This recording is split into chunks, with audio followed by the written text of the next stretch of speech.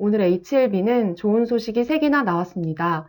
첫째는 중국 상하이 폐암 전문 병원에서 비소세포 폐암 환자를 대상으로 진행된 리보세라닙과 면역항암제 캄렐리주맙의 병용 임상 이상 결과 좋은 효능과 안정성을 보였다는 내용이고, 두 번째는 나노젠이 지난 1일 코로나19 백신 나노코박스에 긴급 허가 신청을 위한 델타 변이와 관련된 데이터가 포함된 추가 보고서를 제출했다는 내용이며, 마지막으로는 HLB의 시총은 6조 8,416억 원으로 그동안 시총 2위를 지키고 있던 에코프로비엠을 제치고 코스닥 시총 2위를 차지했다는 내용입니다.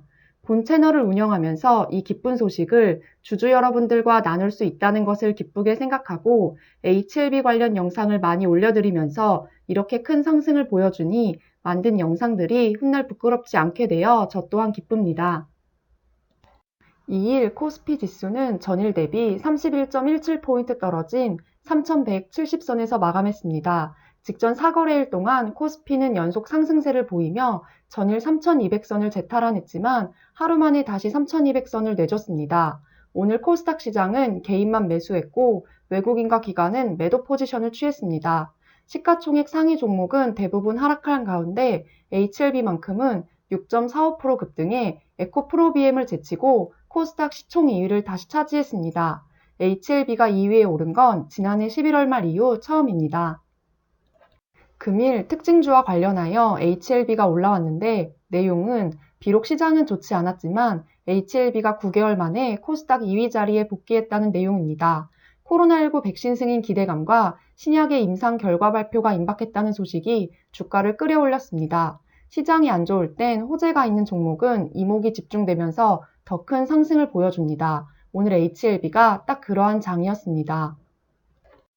올 2월 16일 HLB는 신약의 임상 결과를 자의적으로 해석해 공표했다는 의혹에 휩싸이면서 주가가 폭락해 하루 만에 코스닥 시총 3위에서 8위로 밀려나는 수모를 겪기도 했지만 다시 올라왔습니다.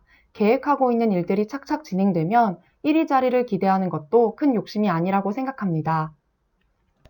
베트남 언론은 기사를 통해 자문위원회는 전문 분과위원회의 심사를 거쳐 윤리위원회가 승인한 코로나19 백신 나노코박스의 유통 등록증 신청 결과에 대해 언급했고, 동시에 자문위원회는 기업이 다음 내용을 계속 보완하고 명확히 할 것을 권고했었는데, 어제 일자로 현지 굿모닝 베트남 미디어라는 매거진을 통해 나노젠은 나노코박스 백신 긴급 승인과 관련한 보건부의 요구 상황을 설명하는 보고서를 보냈다고 합니다. 보고서는 베트남 의약청 및 의약성분 유통 등록증 발급을 위한 자문위원회와 보건부 국립생활의학윤리위원회에 전달될 예정입니다. HLB는 오는 8일부터 14일까지 온라인으로 열리는 세계 폐암학회에서 글로벌 판권을 보유한 리보세라닙과 면역항암제, 세포독성 항암제의 병용치료 임상 결과 2건을 구두 및 포스터로 발표한다고 2일 밝혔습니다.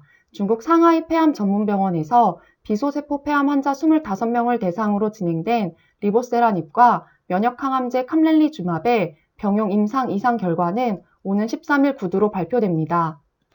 공개된 초록에 따르면 비소세포 폐암 1차 치료제로서 높은 효능과 안정성을 보여줬고, 진행성 1차 비소세포 폐암 환자를 대상으로 한 리보세라닙과 면역항암제 캄렐리주맙, 세포독성 항암제 알부민 파크리탁셀 병용요법 결과도 포스터 형식으로 발표됩니다.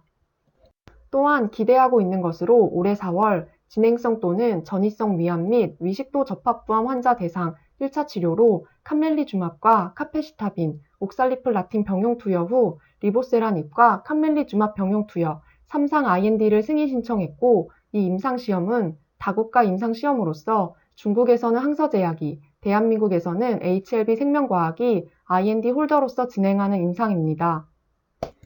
현재 카페시타빈과 옥살리플라틴 등 화학요법이 1차 치료로 처방되고 있으나 화학요법은 정상세포에도 영향을 주며 화학요법 부작용을 유발하고 있습니다. 최근 항암치료로 주목받는 면역관문 억제제인 캄렐리주맙과 신생혈관 생성을 억제하는 리보세라닙과의 병용 투여로 상대적으로 낮은 부작용과 높은 효과를 나타낼 것으로 기대하고 있습니다.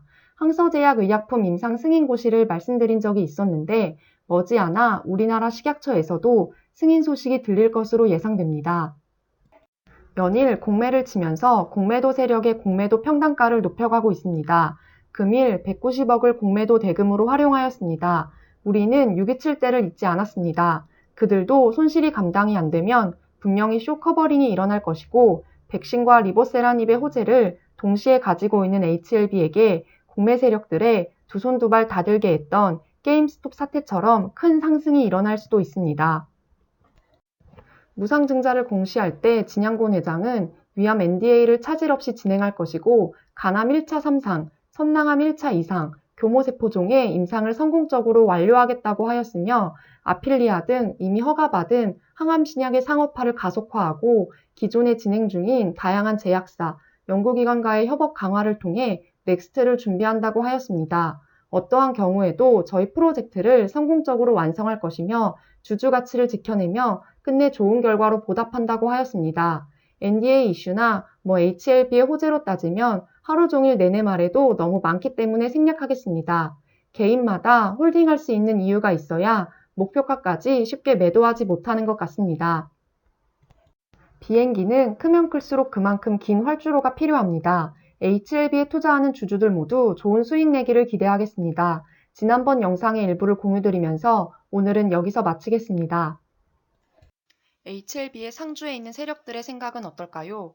이 기업의 약이 진짜고 앞으로 나올 호재가 많다라고 생각하면 주식을 저점에서 많이 모아야 할 텐데 마치 파블로프의 개를 훈련시키는 것처럼 주가를 들었다 놨다 하면서 HLB는 한번 장대 양봉이 나오면 다음 날은 떨어지는구나 라는 생각을 가지게 만들고 있는 중인 것 같습니다. 그래서 오늘의 100만 주가량에 해당하는 개인들의 매도도 학습된 물량이라고 생각합니다.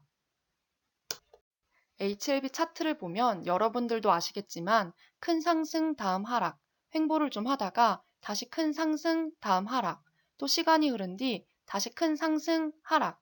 근데 만약 여기서 학습이 된 개미들이라면 큰 상승 뒤 매도 후 하락 후 다시 잡으려고 하겠죠. 하지만 큰 상승 뒤 상승이 나온다면 익절 혹은 손절한 포지션을 잃은 개미들이 다시 탈 수는 없을 겁니다. 물론 위암 NDA 신청으로 주가가 팍팍 올라갔으면 좋겠지만 NDA가 아니면 주가가 올라가지 않는다라는 프레임도 훈련된 것이라고 생각합니다.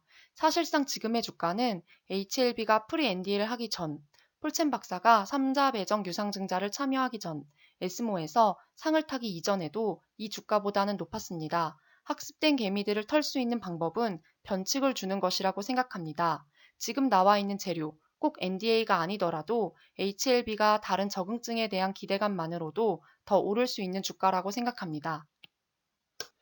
주주총회에서 진양곤 회장이 말했던 것처럼 현재 늦어지고 있는 NDA 신청이 한 방에 통과하기 위한 완벽한 자료 준비 기간이 되었길 바라겠습니다. 다시 한번 말씀드리지만 약이 실패가 아니면 재료는 살아있고 NDA가 아니어도 올라갈 수 있는 잠재력 있는 주가라고 생각합니다. HLB 위암 NDA는 일회성 재료가 아니라 매년 열리는 제약 바이오 학회는 있고 여기서 계속 리보세라닙 단독 및 병용으로 적응증 확대 소식이 나올 겁니다. 5년 내 5개 항암제라고 말했던 것처럼 약속이 지켜지길 바라겠습니다. 물론 HLB에 투자하시는 주주분들마다 각자의 생각이 있으실 테지만 여기까지는 저의 개인적인 생각이었습니다. HLB에 투자하는 주주들 모두 좋은 수익 내시길 기대하겠습니다. 오늘은 여기서 마치겠습니다. 감사합니다.